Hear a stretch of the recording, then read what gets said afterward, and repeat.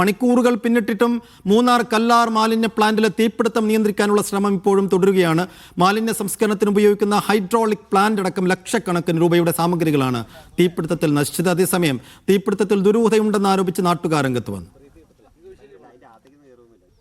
ഇന്നലെ വൈകിട്ട് 5:30 മൂന്നാറിലെ കല്ലാർ എസ്റ്റേറ്റിനുള്ളിലെ മാലിന്യ പ്ലാന്റിൽ വലിയ തീപിടുത്തമുണ്ടായത്. മണിക്കൂറുകൾ പിന്നിട്ടിട്ടും ഇപ്പോഴും തീ അണയാത്തത് നമുക്ക് കാണാൻ കഴിയും. പുക ഇപ്പോഴും ഉയർന്നുകൊണ്ടിരിക്കുകയാണ്. ഫയർഫോഴ്സും മറ്റ് അധികൃതരും എത്തി തീ അണയ്ക്കാനുള്ള ശ്രമം ദ്രുതഗതിയിൽ തന്നെ തുടരുന്നു എന്നുള്ളതാണ്. ഏതാണ്ട് 15 മണിക്കൂറുകൾ പിന്നിടുന്നു തീ ആരംഭിച്ചിട്ട് ഇപ്പോഴും അത് അണയ്ക്കാൻ കഴിഞ്ഞിട്ടില്ല. വലിയ ടൺ കണക്കിന് മാലിന്യ ശേഖരം ഉണ്ടായിരുന്ന ഇടമാണ്. എന്തുകൊണ്ടാണ് ഈ തീപിടുത്തം ഉണ്ടായത് എന്നുള്ള കാര്യം ഇപ്പോഴും ദുരൂഹമായി തുടരുകയാണ്. ചില ഷോർട്ട് സർക്യൂട്ടാണ് കാരണം എന്ന് പ്രാഥമിക ഘട്ടത്തിൽ പറഞ്ഞെങ്കിലും നാട്ടുകാരടക്കം അതിനെ നിഷേധിക്കുന്ന സാഹചര്യമാണ് ഇപ്പോൾ നമുക്ക് കാണാൻ കഴിയുന്നത്. നാട്ടുകാർ നമുക്കൊപ്പം ചേരുന്നു. ചേട്ടാ, എന്താണ് ഇവിടുത്തെ ഒരു സാഹചര്യം? എങ്ങനെയാണ് ഈ തീപിടുത്തം ഉണ്ടായെന്നാണ് പറയുന്നത്? കഴിഞ്ഞ മാസം ഫെബ്രുവരി 10 ഞങ്ങൾ ഇതുപോലെ തന്നെ നേരത്തെ അവർ കത്തിച്ചു ഞങ്ങൾ പ്രശ്നം നാട്ടുകാരൊക്കെ കയറിയിട്ട് നമ്മുടെ പിള്ളേരെല്ലാവരും കൂടി പ്രശ്നം ഉണ്ടാക്കിയിട്ട് മാലിന്യം കൊണ്ടുവരുന്ന വണ്ടി ഞങ്ങൾ അകത്ത് കയറ്റൂല എന്ന് പ്രശ്നം ഉണ്ടാക്കി.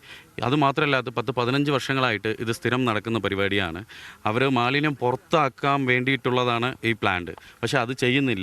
ചെറുതായിട്ട് ഒരു സൈഡിൽ അവർ കത്തിച്ച് വിട്ടിട്ട് അവസാനം അറിയാതെ കത്തിപ്പോയി. പിന്നെ ഫുട്ടേജ് ഇല്ല. അങ്ങനെ ഇത് പറഞ്ഞ് കാലം കടത്തിപ്പോവുക. അപ്പോൾ ഞങ്ങൾ കണ്ടിന്യൂ കഴിഞ്ഞ ഫെബ്രുവരി 10 തുടങ്ങിയ ഞങ്ങളുടെ സമരം. മാലിന്യം സംസ്കരിക്കുന്നതിന് പകരം ഇടയ്ക്ക് ഇടവേളകളിൽ ഇത് സ്വയം തീയിട്ട് നശിപ്പിക്കുകയാണെന്നുള്ളതാണ്. അതെ, അതാണ് സത്യം. പഞ്ചായത്ത് തലത്തിൽ തന്നെ അവരെ പണിയെടുക്കുന്നത് ഇതിൻ്റെ പൂർണ്ണ ഉത്തരവാദിത്വം പഞ്ചായത്ത് തന്നെയാണ്. അപ്പോൾ അവർ തന്നെ ചെയ്തിട്ട് ഇത് അറിയാതെ കത്തിപ്പോയി.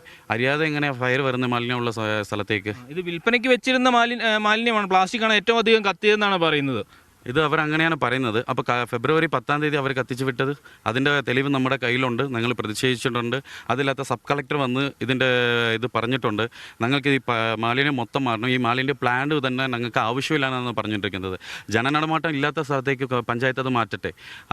അതാണ് ഞങ്ങളുടെ 15 വർഷത്തിന് മുകളിലാണ് ഞങ്ങളുടെ പ്രതിഷേധം ഇങ്ങോട്ട് പോയിക്കൊണ്ടിരിക്കുന്നത്. തീർച്ചയായും മാലിന്യ പ്ലാന്റിനെതിരെ പൊതുവിൽ വലിയ പ്രതിഷേധം ഈ നാട്ടുകാർക്കുണ്ട്. കൂടാതെ അവർ എടുത്തു പറയുന്ന ഒരു കാര്യം, ഇടക്കാലങ്ങളിൽ കൃത്യമായി ഇടവേളകളിൽ തീ പടരുന്നത് ഇവിടെ സ്ഥിരം സംഭവമാണ്. അത് അധികൃതർ മാലിന്യം സംസ്കരിക്കുന്നതിന് പകരം നശിപ്പിക്കാൻ വേണ്ടി ചെയ്യുന്നതാണ് എന്നാണ്. ഇന്നലെയും ഉണ്ടായിരിക്കുന്ന തീപിടുത്തത്തിന്റെ കാരണം എന്താണെന്ന് ഇതേവരെ വ്യക്തമല്ല. ഈ സംഭവവുമായി ബന്ധപ്പെട്ട് മൂന്നാർ പഞ്ചായത്ത് ഒരു പരാതി പോലീസിൽ നൽകിയിട്ടുണ്ട്. അതിന്മേൽ അന്വേഷണം നടക്കുകയാണ്. CCTV അടക്കം പരിശോധിക്കണമെന്ന വിശദീകരണമാണ് പോലീസും ഈ സംഭവവുമായി ബന്ധപ്പെട്ട് പറയുന്നത്. പക്ഷേ എന്തുകൊണ്ട് മാലിന്യം കത്തി എന്നുള്ളതാണ് ഏറ്റവും പ്രധാനപ്പെട്ട കാര്യം. വലിയ ടൂറിസ്റ്റ് മേഖലയായ മൂന്നാറിൽ നിന്നടക്കം എത്തുന്ന മാലിന്യം ശേഖരിക്കുന്നത് ഇവിടെയാണ്. ടൺ കണക്കിന് മാലിന്യം ഉണ്ടായിരുന്നു. വിൽപ്പനയ്ക്ക് വെച്ചിരുന്ന പ്ലാസ്റ്റിക്കാണ് ഏറ്റവും അധികം കത്തിപ്പോയത് എന്നുള്ളതും പ്രധാനപ്പെട്ടതാണ്. ലക്ഷക്കണക്കിന് രൂപയുടെ നഷ്ടമുണ്ടായതായി കണക്കാക്കപ്പെടുന്നു. മാലിന്യ പ്ലാന്റിലെ ഉപകരണങ്ങളടക്കം ഹൈഡ്രോളിക് സിസ്റ്റം അടക്കം നശിച്ചു പോയിട്ടുണ്ട്. എന്തുകൊണ്ട് സംഭവം ഉണ്ടായി? തീപിടുത്തം ഉണ്ടാകുന്ന സമയത്ത് കൃത്യമായി എന്തുകൊണ്ട് ഇടപെടൽ ഉണ്ടായില്ല? മണിക്കൂറുകൾ പിന്നിട്ടും